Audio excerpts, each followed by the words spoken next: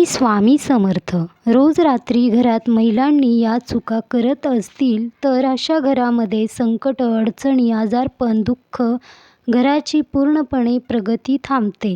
तर तुम्ही काय चुका करता?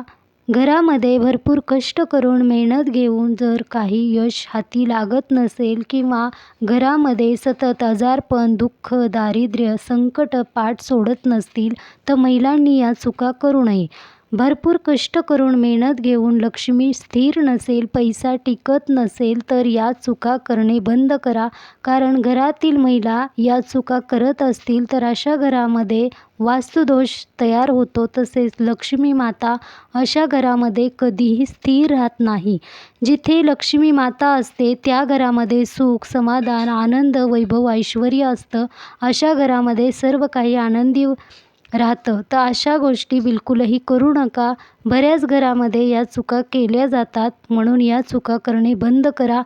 रात्री आपण जेवण केलेले भांडे कधीही स्वच्छ करून झोपावे. तसेच किचन स्वच्छ करून झोपावे. कितीही कामं असतील, आपल्याला कितीही अडचणी असतील तरीही आपण हे सर्व कामं करूनच झोपावे.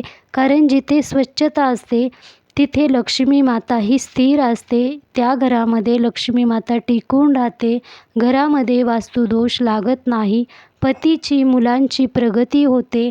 बऱ्याच ठिकाणी काही कामं आहेत, अडचणी आहेत किंवा काही कामं करू वाटत नाहीत म्हणून हे कामं रात्री केले जात नाहीत. पण तुम्ही जेवढे रात्री स्वच्छता घरामध्ये ठेवता तेवढी लक्ष्मी माता प्रसन्न होते व त्या घरामध्ये लक्ष्मी मातेचा वास राहतो. म्हणून हे कामं नक्की करा.